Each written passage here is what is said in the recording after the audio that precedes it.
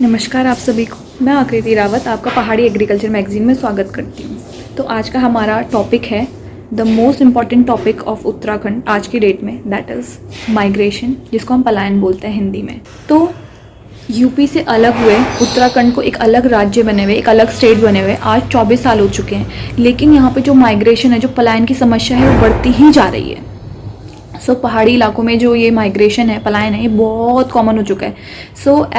Migration commission की reports के according 2001 से और 2011 के बीच में अल्मोड़ा और पौड़ी डिस्ट्रिक्ट के कम से कम 17,868 लोगों की संख्या में कमी बताई गई है। दैट मीन्स कि इतने लोगों ने माइग्रेशन कर चुका है। बेसिकली उत्तराखंड में 13 डिस्ट्रिक्ट्स हैं और 102 तहसील्स हैं। पिछले 10 सालों में बहुत सारे लोग ऐसे हैं जो सेमी परमानेंट बेसिस में माइग्रेशन कर चुके हैं। बेसिकली माइग्रेशन दो टाइप का होता है। First one is semi permanent basis and second one is permanent basis. तो सेमी परमानेंट बेसिस में क्या होता है कि लोग कुछ टाइम के लिए, for a couple of month या फिर 1 साल 2 साल, कुछ ही टाइम के लिए अपने एरिया से माइग्रेट करके दूसरे एरिया में जाते हैं। वो अपना प्रॉपर अपने घर, अपने खेत, अपनी ज़मीन को प्रॉपर मेंटेन करके रखते हैं। और जो परमानेंट बेसिस होता है उसमें तो आपको पता ही है कि परमानेंटली जो चले गए वो अपना घर, ज़मीन, सब कुछ ऑलमोस्ट खाली छोड़ के चले जाते हैं, या तो अपनी ज़मीनें बेच के चले जाते हैं या फिर अपनी ज़मीनों को बंजर छोड़ के चले जाते हैं। पहले क्या होता था, पहले के टाइम पे ओनली मेल्स ही जाते थे, जस्ट फॉर एम्प्लॉयमेंट। मेल्स ही माइग्रेट करते थे एक जगह से दूसरी जगह पे एम्प्लॉयमेंट के लिए। बट आजकल क्या हो रहा है, धीरे धीरे लोग अपनी फैमिलीज़ को साथ लेके जा रहे हैं, तो वो हमेशा परमानेंटली वहीं बस जा रहे हैं। 10 साल का डेटा बताता है कि राज्य के बहुत सारे जिलों से परमानेंट माइग्रेंट के कंपैरिजन में सेमी माइग्रेंट्स जो लोग हैं वो बहुत ज़्यादा है। दैट मीन्स कि लोग सेमी माइग्रेशन ज़्यादा कर रहे हैं as compared to the permanent migration. Same reports के हिसाब से जो आज की डेट में उत्तराखंड के डिफरेंट विलेजेस हैं, वहाँ में रहने वाले लोगों का मेन ऑक्यूपेशन क्या है। सबसे पहला है agriculture, the second one is government jobs और the third one is labour. तो या तो जो लोग एग्रीकल्चर पे डिपेंड हैं वो लोग गांव में रह रहे हैं, दूसरा सरकारी जॉब जो करते हैं वो रह रहे हैं हिली एरियाज़ में, और तीसरा वो लोग जो फिनेंशियली उतने स्टेबल नहीं हैं, जो अपना घर छोड़ के, अपना गांव छोड़ के नहीं जा सकते, वो लोग रह रहे हैं। लोग जो माइग्रेट कर रहे हैं, दैट इज़ वो उनका एज ग्रुप है 26 to 35। Basically this is the youth age group. तो यही लोग माइग्रेट कर रहे हैं आज की डेट में बहुत ज़्यादा। और इसका मेन रीज़न क्या हो सकता है? The first one is employment and the second one is education. Employment रोज़गार के लिए और एजुकेशन के लिए ही ये लोग माइग्रेट कर रहे हैं। बहुत सारे स्टेट के बहुत सारे इलाकों में माइग्रेशन का परसेंटेज दूसरे इलाकों से ज़्यादा है। कई गांव ऐसे हैं जो 2011 के बाद वीरान पड़ चुके, मतलब जिनको हम घोस्ट विलेजेस बोलते हैं ना, जहाँ कोई नहीं रहता है, वैसे हो चुके हैं। तो मैं आपको एक छोटा सा डेटा बताती हूँ परसेंटेज के हिसाब से, जिन डिस्ट्रिक्ट्स में कई गांव खाली हो चुके हैं। तो 2011 के बाद इन डिस्ट्रिक्ट्स में बहुत सारे गांव हैं जो खाली हो चुके हैं। तो सबसे ऊपर आता है पौड़ी में 25% जो गांव है वो वीरान हो चुके हैं, जो खाली हो चुके हैं।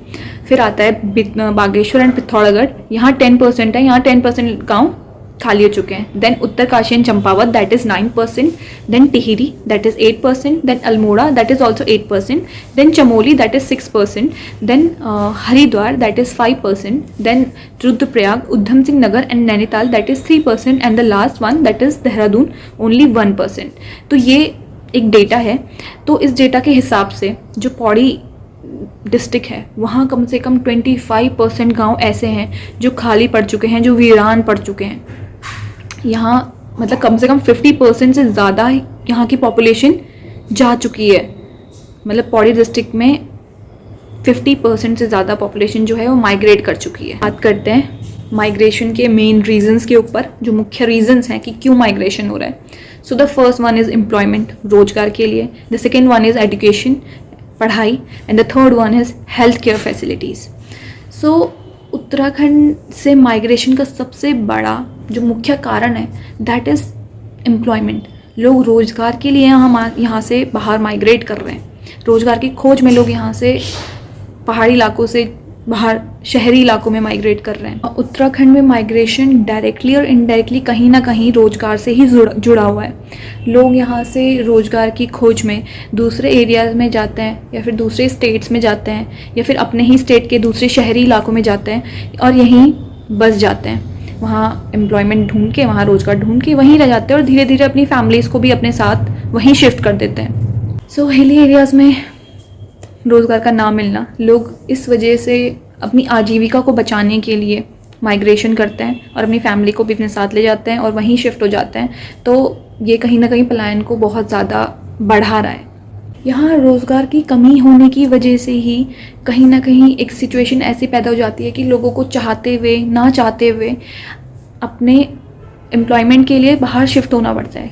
पर्सनली मैं बोलूँ तो मैंने बहुत लोगों की आंखों में जो शिफ्ट करते हैं, मैं बहुत लोगों को, वो चाहें ना चाहें लेकिन उनको जाना ही पड़ता है। मैंने बहुत लोगों की आंखों में आंसू देखे हैं जो अपना घर छोड़ के, अपना पहाड़ छोड़ के, अपना एरिया छोड़ के, अपना गांव छोड़ के नहीं जाना चाहते, लेकिन उनको सिर्फ और सिर्फ एक एम्प्लॉयमेंट के लिए वो चीज़ करनी पड़ती है, वो उनको ना चाहते हुए भी जाना ही पड़ता है। तो और कहीं ना कहीं रोज़गार का रोज़गार की कमी, मुख्य रूप से जो लोग बहुत ही हाईली एजुकेटेड हैं, जो एक अच्छा जॉब नहीं, यहाँ पे जॉब अपॉर्चुनिटी जिनके लिए नहीं है, कहीं ना कहीं वो लोग भी यहाँ से शिफ्ट करके माइग्रेट हो जाते हैं। आज की डेट में मोस्ट ऑफ द लोग वही हैं जो यहाँ रह रहे हैं, जो या तो agriculture, that is agriculture. The second one is government services. जिन लोगों का पहाड़ी इलाकों में जॉब है वो यहाँ रह रहे हैं। और जो थर्ड है, जो फिनेंशियली इतने स्टेबल नहीं है, जो इंडिपेंडेंट नहीं है, वो क्योंकि वो जा नहीं सकते हैं, उनके पास ऑप्शन नहीं है, दे कांट, वो मूव नहीं कर सकते हैं। तो कहीं ना कहीं एम्प्लॉयमेंट यहाँ ना मिलना एक मुख्य कारण है लोगों का माइग्रेट करना, यहाँ से चाहते हुए ना चाहते हुए भी एक इलाके से दूसरे इलाके में जाना या फिर हिली एरिया से शहरी एरियाज़ में शिफ्ट करना। द सेकेंड वन, जो सेकेंड रीज़न है माइग्रेशन का, दैट इज़ एजुकेशनल फैसिलिटीज़। तो आजकल की डेट में हर पेरेंट्स चाहते हैं कि उनका बच्चा एक अच्छे स्कूल में पढ़े, उसको अच्छी शिक्षा प्राप्त हो, उसको एक अच्छा एजुकेशन फैसिलिटीज़ मिले। तो इस चक्कर में मोस्ट ऑफ द लोग अपने बच्चों को अच्छा एजुकेशन देने के लिए, प्राइवेट स्कूल्स में पढ़ाने के लिए माइग्रेट करते हैं, शिफ्ट कर जाते हैं, ये सोच के कि हाँ, हम अपने बच्चे को एक अच्छा एजुकेशन प्रोवाइड करें, एक अच्छे प्राइवेट स्कूल में पढ़ाएं। अब हिली एरियाज़ में बहुत स्कूल्स ऐसे भी हैं कि जो बहुत अच्छे हैं, लेकिन बहुत स्कूल्स ऐसे भी हैं जो बिल्कुल ना के बराबर ही हैं। तो अब स्कूल्स में हैं, टीचर्स हैं, अगर वो मेहनत कर रहे हैं बच्चे में, तो बच्चा उतना रिजल्ट भी दे रहा है। तो बहुत बच्चे ऐसे भी हैं जो एक गवर्नमेंट स्कूल से पढ़ के बहुत अच्छा मुकाम पाया है। लेकिन कई स्कूल्स ऐसे भी हैं जहाँ की एक ही टीचर कम से कम 70 से 80 बच्चों को हैंडल करता है। अब आप खुद सोचिए कि 70 से 80 बच्चों को एक टीचर को हैंडल करना कितना मुश्किल है। गांव में उन्हीं लोगों के बच्चे पढ़ते हैं जो इतने फाइनेंशियली स्टेबल नहीं हैं, क्योंकि जो भी थोड़े भी अच्छे हैं, इंडिपेंडेंट हैं फाइनेंशियली, वो अपने बच्चों को पढ़ाने के लिए गाँव से छोड़ के, हिली एरिया से छोड़ के शहरों में ले आते हैं। और सिर्फ उन्हीं लोगों के बच्चे मोस्ट ऑफ द गाँव में पढ़ रहे हैं आज की डेट में, जिनके पास जितनी इंडिपेंडेंट नहीं है फाइनेंशियली कि वो अपने बच्चे को एक गांव वाले स्कूल से छोड़ के शहर वाले स्कूलों में डाल सके।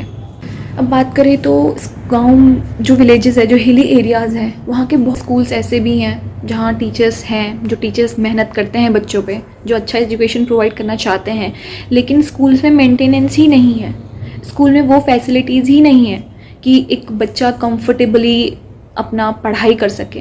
तो पेरेंट्स क्या सोचते हैं, मोस्ट ऑफ द पेरेंट्स यही सोचते हैं कि हाँ, उनका बच्चा अच्छा पढ़े, अच्छा करे लाइफ में, कंफर्टेबली पढ़े।